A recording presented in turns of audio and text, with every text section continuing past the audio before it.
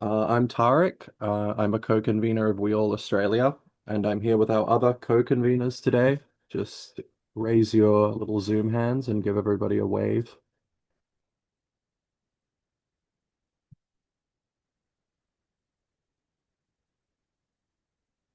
I would like to acknowledge that I'm joining from Yagara and Turrbal country, and I pay my respects to elders past and present, and I extend this acknowledgement to the lands that we're all joining from today. Feel free to share with us in the chat where you're joining from, what field and sector you represent, and all of that other good stuff. Maybe just how you're feeling.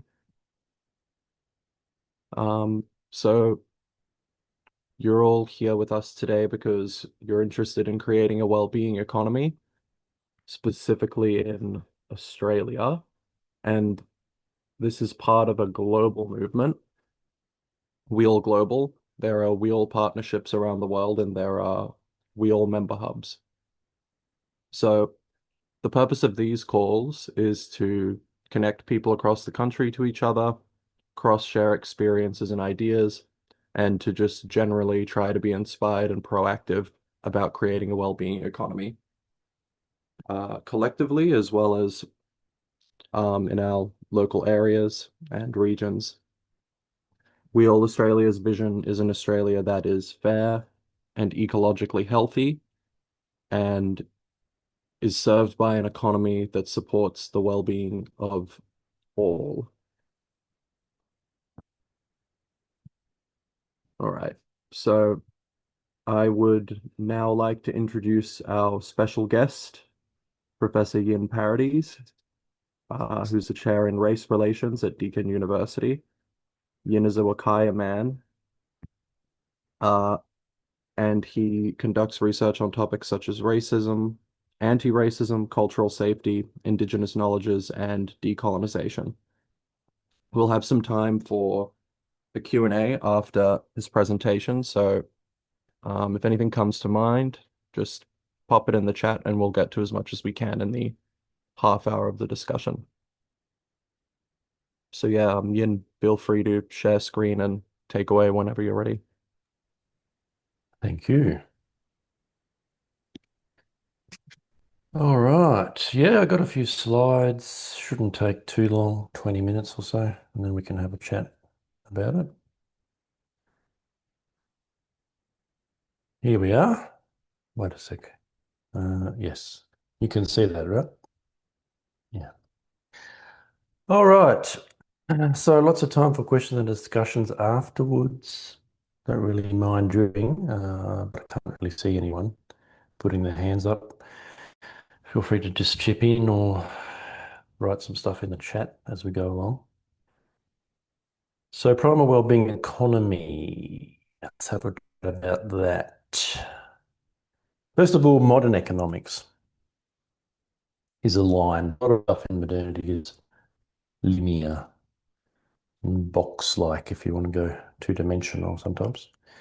But essentially, the modern economy looks like this.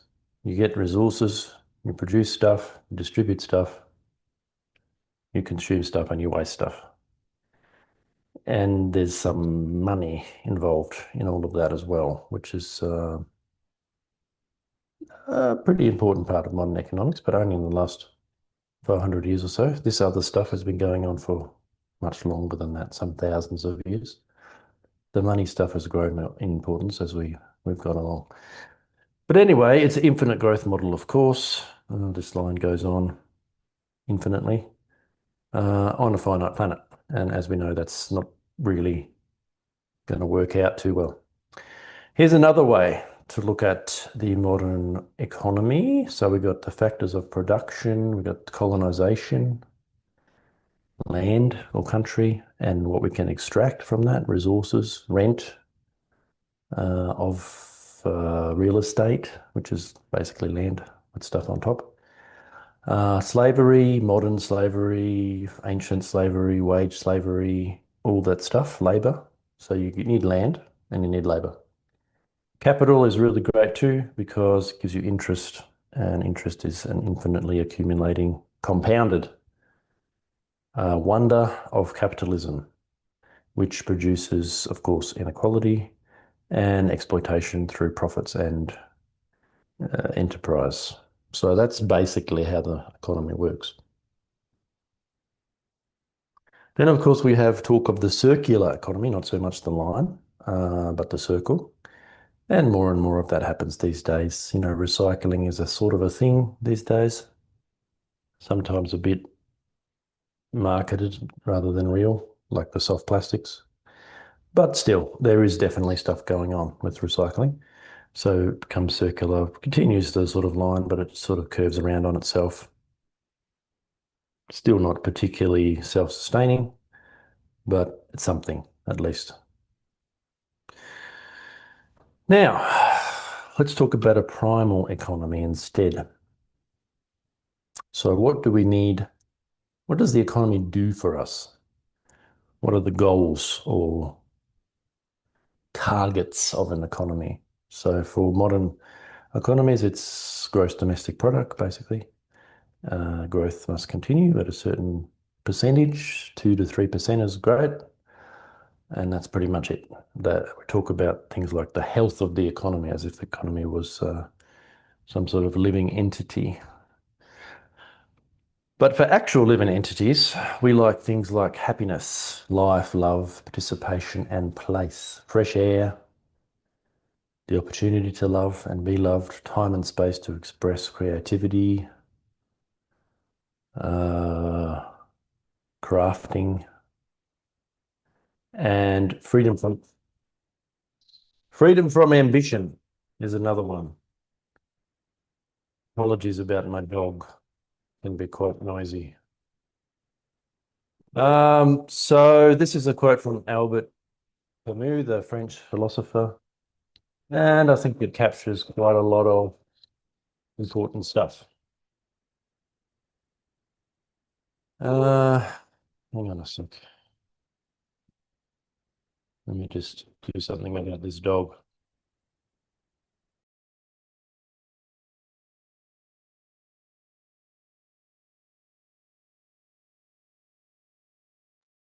I mean, I couldn't hear the dog. I don't know about anybody else, but I'm sure it's very distracting on his end. All right, where was I? Indigenous health and well-being, yes. Oh, God. So the next thing we could talk about is what does health and well-being look like from an Indigenous perspective? The primal, Indigenous, you know, I use them somewhat interchangeably, but there's differences. So this one is a bit of a classic, self in the middle, and then lots of connections. So a well-being economy would be about connection, essentially. To the self, to country, to culture, to kinship, to aspects of bodies, minds, emotions. Hey, Ian, your slides are gone. Do you just want to start sharing again? Yes, very well. Sorry about that. That's all good. Can you see that? No. Hang on. Can you see that? Yeah, that looks like it's gonna work. Yeah. Great. No, there's quotes in there. There's a bit of chattage going on. Freedom from ambition, from success. Yep, that's the one. So this is the little circular thing I've been talking about. Yeah, you get the idea, basically. And there's lots of different determinants going on as well. But then there's another one, very circular. This one's to do with the main difference really is that culture's at the center instead of self, which has something to be said for it. We're thinking about well-being in economies. Is it an individualist kind of success story, or is it more about collectivities? So I like the culture in the middle, but otherwise quite similar stuff. Determinants, connections, self-determination. We could talk about that a little bit.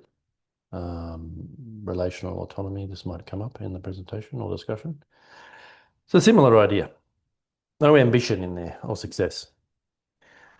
So Indigenous well-being or wellbeing economy is about all these sorts of things.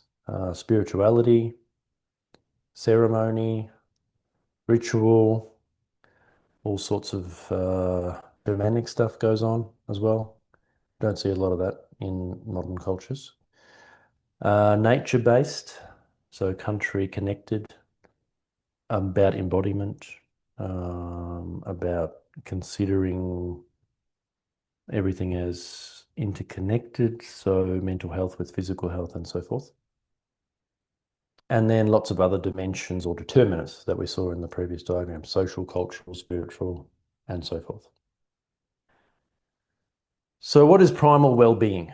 Well, as we saw, it's about clean air, soil, water, healthy food, freedom from ambition, lifelong learning and mastery of skills, which requires a certain amount of autonomy, freedom,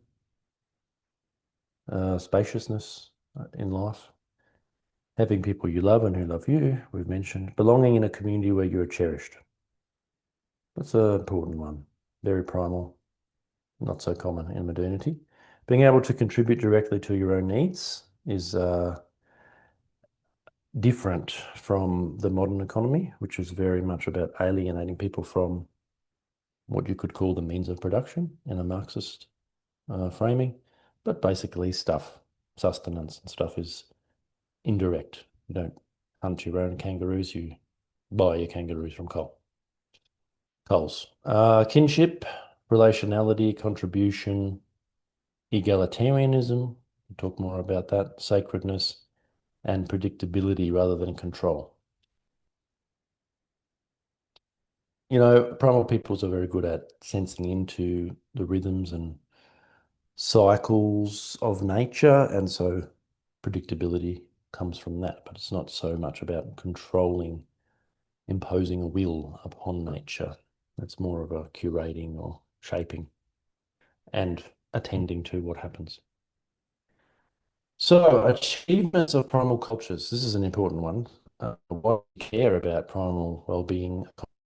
Well, because Indigenous peoples, primal peoples, our ancestors, 99% of our ancestors really knew what they're doing when it came to economies, well-being, and life.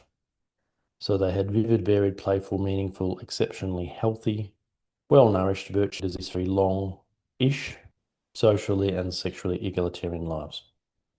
They thrived without invasion laws, although they did have LORE, money, work, leisure, property, police, etc. Mostly within domained gender equality. So the archaeological evidence tells us that ancient peoples were as strong as elite rowers, as fast as Olympic sprinters, with impressive physical dexterity and sensory acuity and learning capacities that were, because of the exercise of the memory and the awareness muscles, so to speak, they were rather good at learning things much more quickly than we can do. At ease with pain and discomfort, able to craft and improvise with miraculous skill, sensitivity, and presence.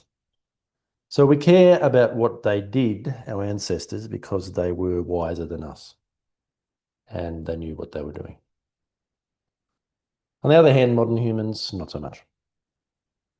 So barriers to wellbeing economies are probably these, mainly separation from ourselves, other people, beings, land, sea, and sky. So denial of interdependence and vulnerability, human-centeredness, merit and innocence, denial of systemic violence and complicity in exploitation, linear progress and the possibility of continuity, so denial of limits of the planet that we are trying to murder at the moment.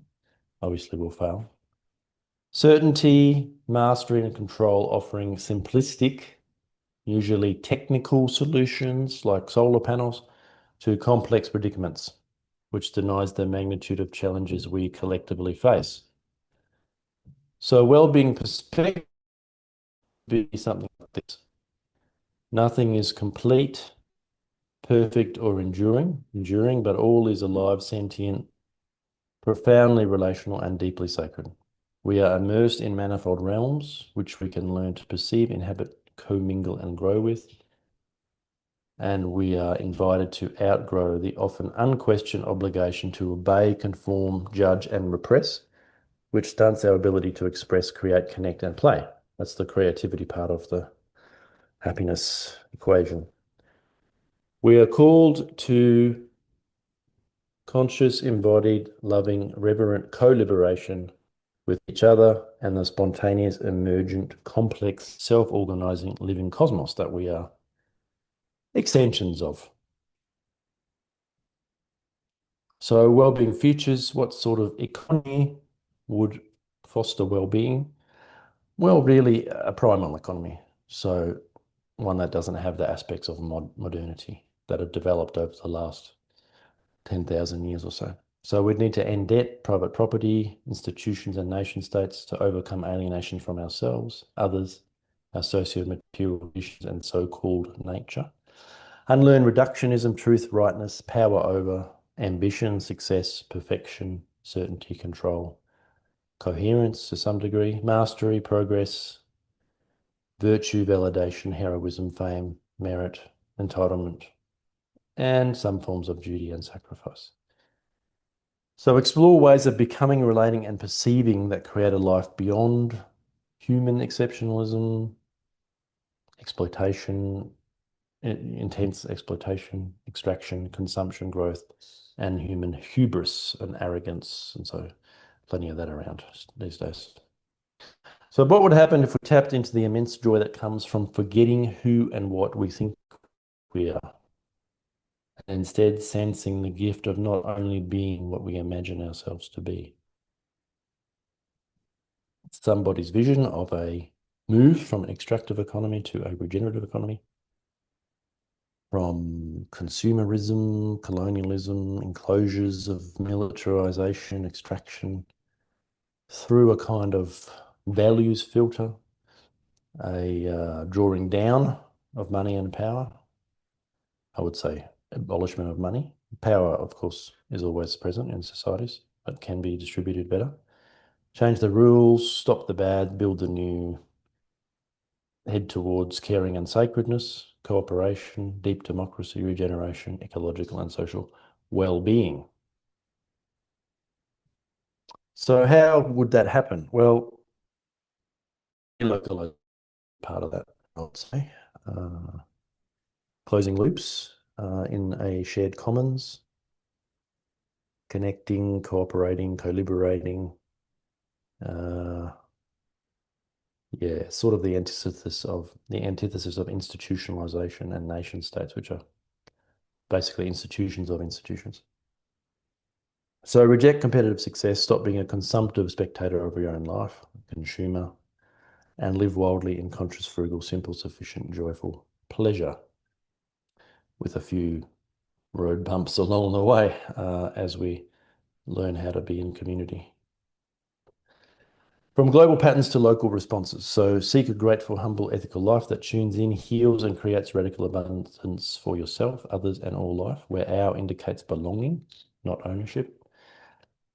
Some of that work might be to resist the horrors of modernity. That can be important work. Interrupt, block, boycott, embargo, spam, jam, snap, obstruct, protest, refuse, stall, and starve modernity. Reduce, repair, reuse, recycle, learn collective sufficiency and close loops in expanded commons. I think I said that already. Abolish stock and labour markets, compound commercial interest banking, subsidies, advertising, planned obsolescence, and all the money stuff that goes on, the financial gambling or speculation, redundant trade, and so forth. So this is an invitation to societies that value self-realization, needs, freedom, interdependence, care, love, connection, celebration, beauty, grief, cooperation without what we have now, institutionalized exploitative hierarchies, hoarding resources produced by the labor of others.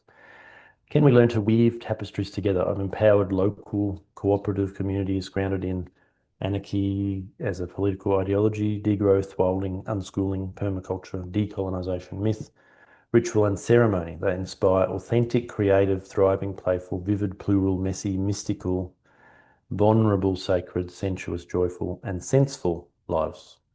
The challenge is to scrutinize ourselves, our colonialities, essentially, our modernities, our appetites, thoughts, feelings, emotions, moods, desires, sensations, yearnings, longings, yieldings, repulsions, callings, instincts, hunches, inklings, and needs. Can we offer ourselves in full to the world as it is, without demanding acceptance, without welcoming change, transformation, metamorphosis, catharsis, intensity, and rupture, while attending to our limits within any given context? Can we meet others with curiosity, courage, vulnerability, love, honesty, and humility, sense visceral needs behind actions, learn and grow with gratitude, connection, and conviviality, while minimizing correction, coercion, and so forth? Attend to beauty, wonder, and grace, especially in dire and deeply violated situations. So simple but hard. And part of it is the saying, when times are urgent, slow down. That allows us to do things differently. If we slow, if we pause, rest, sleep, idle, lull, shed, catalyze, channel, doula, delve, guide, receive the unknowable, unexpected, uncomfortable, uncertain, unthinkable, and imperceptible. Can we act with emotional stability, relational maturity, intellectual discernment, and intergenerational responsibility, say planning for the next 7 generations, which is not unusual in primal societies, beyond consumption, comfort, convenience, choice, and complaint? What happens if we metabolize or integrate agendas, assumptions, aversions, addictions, vices, disguises, demonizations, habits, triggers, complicities, projections, urges, traumas, and idealizations? Discern, perceive, relate, communicate, become without necessarily resorting to judgment, comparison, justification, condemnation, narrative, meaning, interpretation, or intellectualization. So the principles that are here are quite useful for understanding life and wellbeing economies and how to operate in doing things. So it talks here about circles, not lines, less hierarchy, more dialogue, inclusion, and empowerment. Humility, deep listening is a big part of how to do things in right relationship. So taking criticism without dispute, learning stuff, welcoming the gifts of failure, planning with, designing with, rather than being representatives. So connect, convene, collaborate, co-liberate, move at the speed of trust, which is important, very important principle.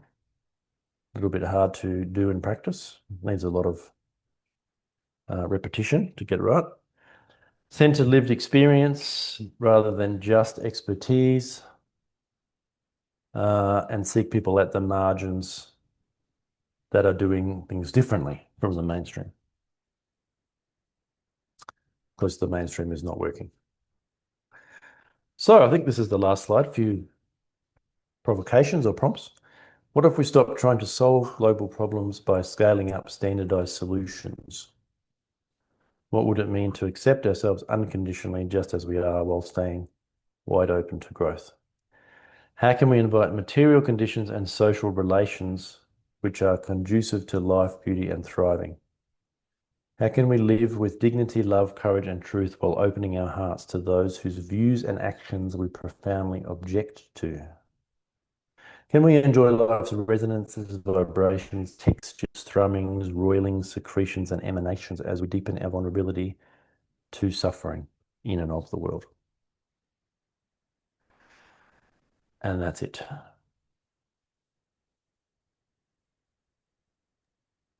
All right, thank you, Yin.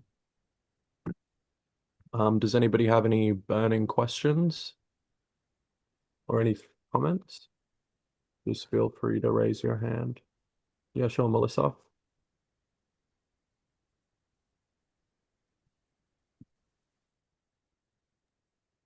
Sir, yeah.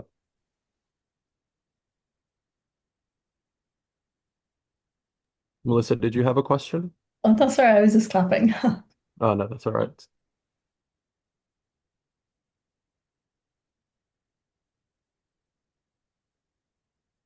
Right. Well, if nobody has anything, I guess I'll invoke my chair privileges and just try to start us off with something. So it seems like to move to a primal well-being economy, there would be a lot that needs to change both on a, I guess we could say, individual psychological level, but also a very a very systemic level. Like a lot of things like abolishing debt or the nation state would seem to be quite difficult to do in practice. And the individual psychological complexes of modernity often also equally as difficult to undo because we're so constituted by that way of relating to things. Do you see a path forward for doing that in some way, especially these broad systemic changes? Do you think it's possible, or do you think it's more a case of, in principle, that's what would need to happen, but there's not necessarily a straightforward path to doing those things? Well, uh, there's definitely not a straightforward path. No, it's more of a meandering path, more of a wave, an up and down of waves crashing against the shore. But for sure, we lived, like I said, 99% of ancestors for 95% of our history, which is at least 330,000 years, didn't live with all the systems and abstractions like currency that we have now. So obviously, it's not just possible, it's predominant as a way to live. Um, whether you can rush these things, there's natural cycles to civilizations, for example, the rise and fall, to cycles of the world more generally. So it's sort of like saying, how on earth would you make the sun set? You can't really do that, but it does anyway.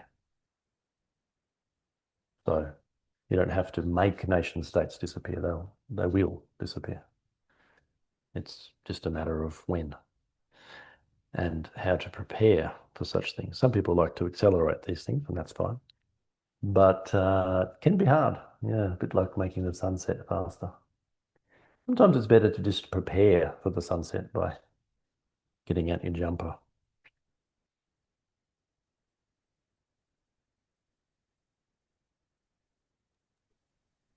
Chris?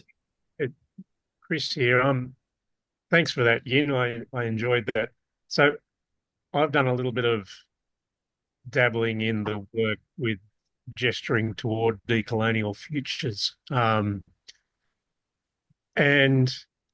And one thing that really resonates with me with that is that in my nearly 60 years of wandering on this planet, the habits of modernity are so deep seated within me that even though I'm thinking I'm making a difference, I'm still using the very same tools that supports modernity's processes. So I'm very skeptical about feeling that I see change, and I see that it's very easy to understand the concept, but then it's the journey of that lifelong journey of taking the lids off the tins of all of those habits and exploring them. So I like the decolonial futures metaphor of sitting down and composting, and just wondering what your thoughts might be on that of sitting with a very broad spectrum of people, contexts, and I guess, as Nora Bateson says, how can we have community if we've forgotten how to commune, of getting together, and what's possible with exploring our conversation and the language that we use. Mhm. Yes. Well, is that enough questions, Chris, or do you want to have some more on top of it?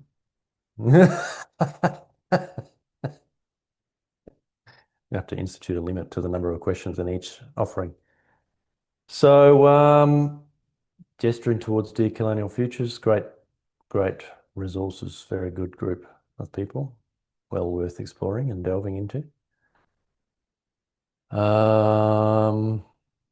Composting, opening up things, yeah. There's plenty of material to work with, let's say, when it comes to seeing modernity or coloniality all around us and within us. So there's no shortage of opportunities to practice being otherwise, as they like to say, in that collective. So yeah, and I do think that Nora's got a point, really, that we're not very good at communing or community. And this is all stuff that we need to practice as well. So there's much work to be done. Probably the best work is work that we do without necessarily fixating on change or making a difference. And the work of decolonisation or indigenisation, primalisation is intergenerational, multi-generational work. So don't expect that kind of quick results. Sort of, you just read this one self-help book, you'll be fine. Not going to happen, I'm afraid. But I'm pretty sure you know that already, Chris. So I think I've successfully not answered any of your many questions. I'm very happy with that result. All right, I see Saul and Mike, but first I know Lexi has a question, so I'll do Lexi, then Saul, then Mike if we have time. Thank you. And sorry when I've got my video off. I was just wondering about, I mean, firstly it's Reconciliation Week this week.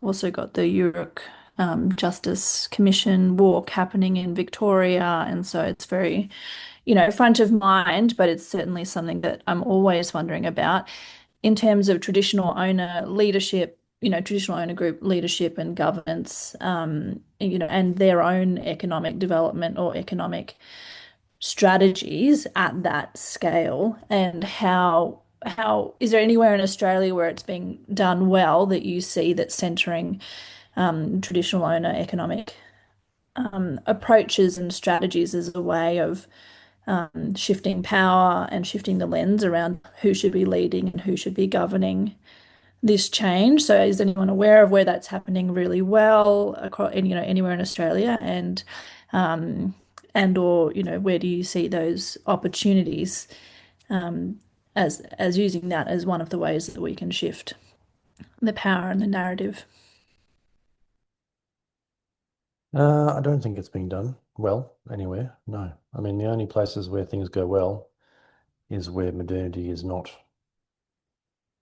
So, the most remote communities in Australia, Aboriginal communities, Torres Strait Islander communities, are probably doing things in ways that are quite primal and Indigenous. These days, that would be, despite the bureaucracies that are constantly trying to undermine everything in the area. But I don't think that colonial governments are really capable of understanding Indigenous ways of knowing, being, doing, relating, perceiving that. There's a certain willful ignorance or just general lack of capacity to really understand what self-determination means, what nothing about us without us means, what relational autonomy means, what it means when you organise a society that isn't in a pyramid scheme of hierarchical power. Yeah. So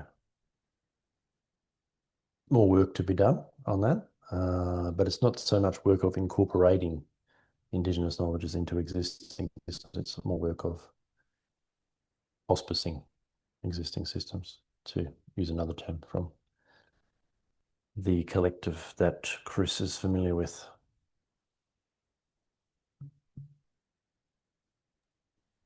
Saul, did you have a question? Thanks, Tarek, and thanks, Yin. I really, really enjoyed that. You had me grinning the whole time. Just the language you're using speaks straight to the heart. And and I guess that comes to my question in a way. I studied sustainable development a long time ago and arrived at the conclusion that the root of our sustainability crisis was the economy. And then upon contemplating that for a number of years, arrived at the conclusion that it wasn't our economy, it was our cultural stories that underpin our economy. Um, and at the time that there was a kind of thought that was going around humans being parasites on this earth, and it'll all be fine once humans sort of destroy themselves and the earth can go back to flourishing. And something about it was very unsettling for me. And I think I've realized I don't see the problem as humans being parasites. It's that we have a very parasitic story. And you're telling a different story there, one that societies around the world have had for hundreds of thousands of years. And I see there are elders across all sorts of different cultural traditions that are sort of trying to call us back to a wiser way of understanding ourselves and our relationship to the earth. But that process of decolonizing our own mind and how did you put it, scrutinize yourself, I think was a brilliant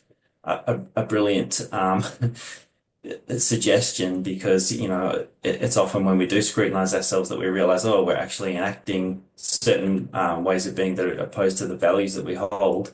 I guess my question is, you said it's a slow intergenerational process, this hospicing of this old system, and rather than just wait for the sun to go down, if you wanted to be someone that helped hasten that process of bringing in a more life-affirming economy,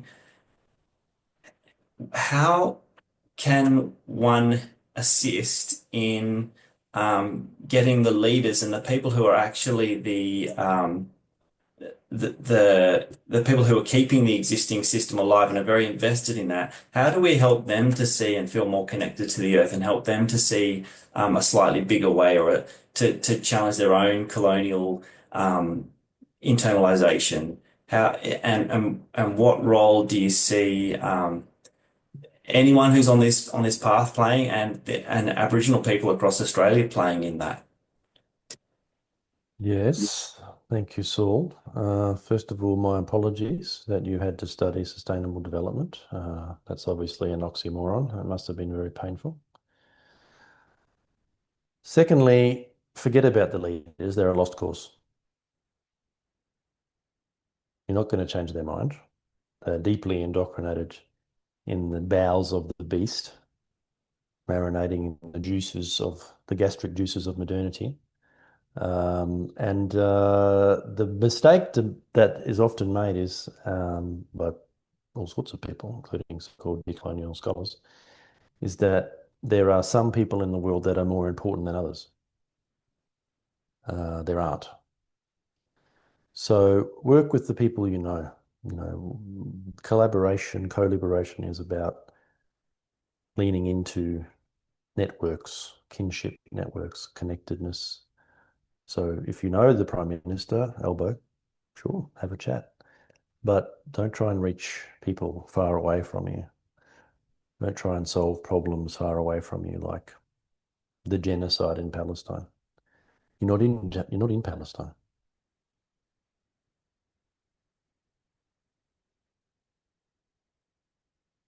The end. Thank you. Yeah, that's great. Thanks. Mike?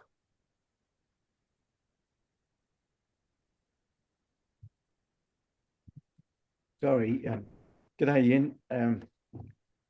You won't remember this, but I think I last saw you at Vic Health about 20 years ago when you're giving a presentation then. Look, I think all of the values you're talking about, which should be replacing our current economic values, are valid. It seems to me when we talk about how we change, it seems to me the fundamental problem is what we think an economy is for. And those who control the current economy seem to have created an image of an economy which is quite apart from society and social need, which has its own rules and which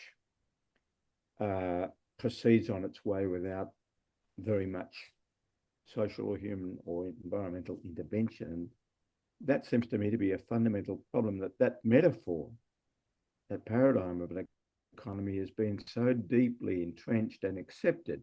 We, those of us who are oppressed by it most, who haven't got jobs and decent incomes and security, still believe that economy is something out of our control. So we can't change it because it's too big or it's external or whatever. And it does seem to me crucial to change that narrative and to re-import into the economy the kind of values that we want it to personify, and the kind of outcomes that we want to achieve, rather than simply saying we'll take whatever it delivers to us.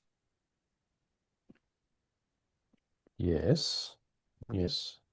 I'm noticing a lack of questions in your contribution. It's very different from Chris's, but that's okay.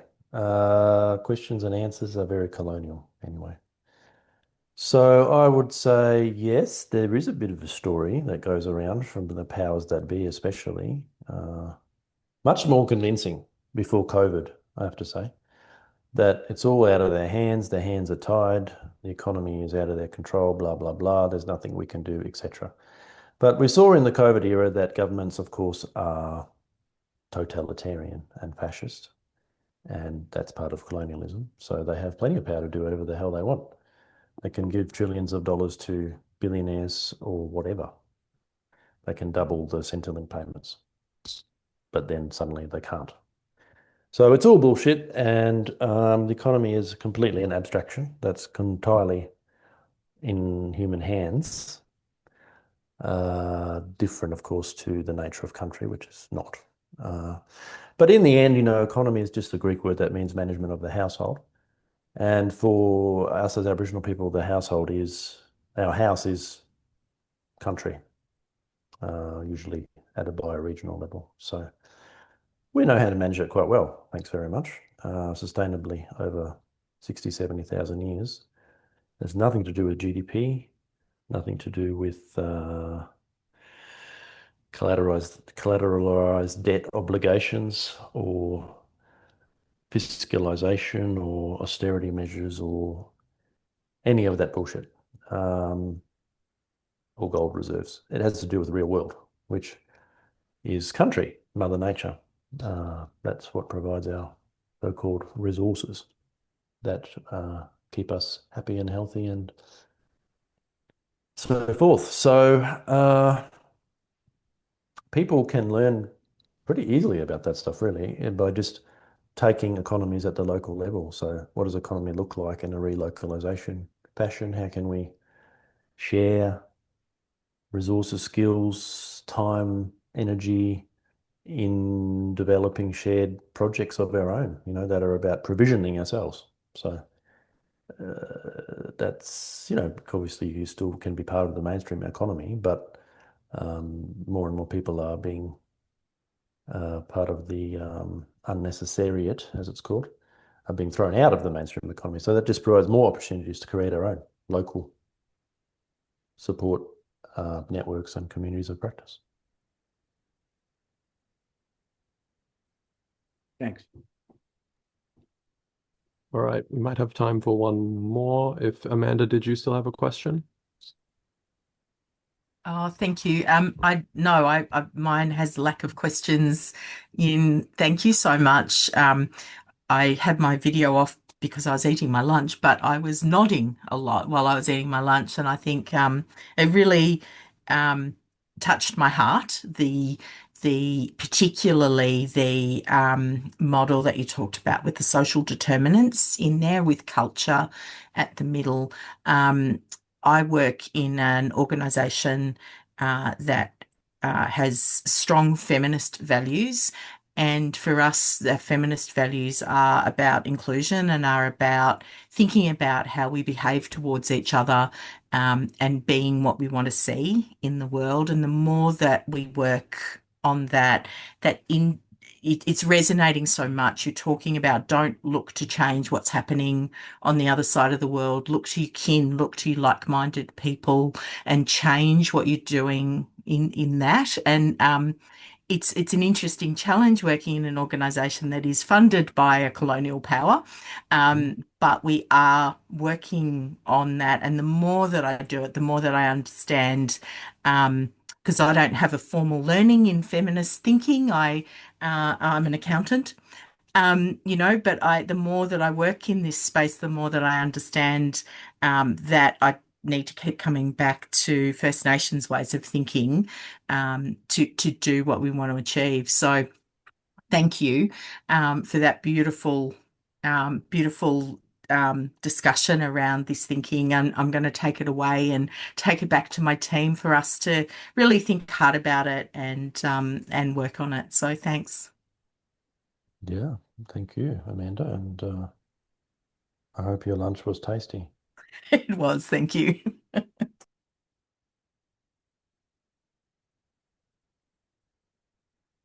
Just put another link in the chat. For some reason, I was reminded of this by Amanda.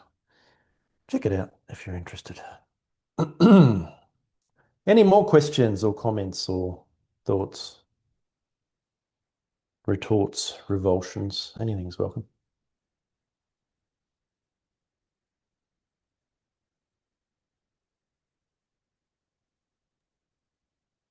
All right. Well, it doesn't seem that there are any more revulsions, retorts, or questions. So I guess at this point, we'd just like to invite everybody on the call to share if there's anything happening in your own sector of the well-being economy movement that you'd like to share with the call. And if not, that's also totally fine. Oh, and JP is asking what you're currently working on in the chat. Ian. Not a favorite question of mine, I have to say. Reminds me of all the emails I haven't got back to and so forth. The fun things that I'm working on right now is that that link I posted in the chat. That's fun. And yeah, there's a couple. I've got some resources I've been developing to help people delve deeper into primal stuff. So yes, one of those is actually, I probably should put that up as well. So we have at the homestead here, which is what that link's about, is we have these Indigenous perspective circles that we have. What I've done recently is gone, you might have heard of this thing called internet. Well, I've gone online and I'm having one of those circles on the internet. So that's another thing I'm doing. People might be interested in that too. So yeah, some resources, some teachings around decolonization is really what I am passionate about. And so there's a bit of stuff going on with that. And otherwise it's just, boring emails from HR about my OH&S training, which I haven't refreshed in the last year.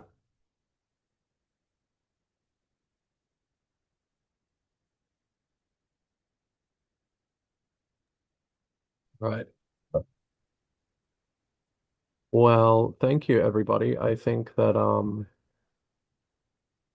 we can, if we would like to,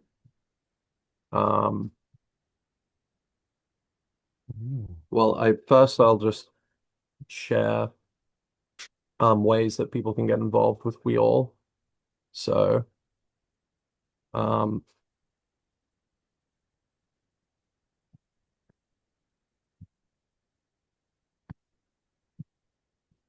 yeah, or I mean, I think Esther can add those in the chat actually.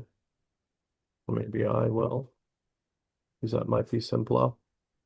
But we also have the opportunity to divide into breakout rooms if people are feeling like they want to do that. We don't have to. It's just kind of, if that's the vibe, people would like to do that, maybe get to know each other a bit or unpack the discussion in a sort of more tight-knit circle, we can do that. Otherwise, happy to end the call. And thanks, Ian, so much for being here and sharing your thoughts and insights with us. Thank you for inviting me here. Yes, and feel free to get in touch, anyone, if you want to keep chatting about things. I should probably put my email somewhere. I was just going to ask that, Ian. Yeah, how you happy for people to get in touch with you? Well, I'm a big fan of messenger pigeons, but email's also fine.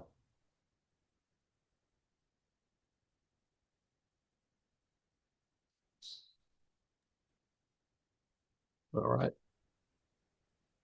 Well, breakout rooms, anybody? Raise your hands if you want to do that. But I'm feeling like we're probably good to just call it and sign off, seeing as it's already a pretty small group on the call anyway. But yeah, thanks everyone so much for being here, and hope to see you again on another members call. Thank you. Thanks again, Yin. Thanks, bye.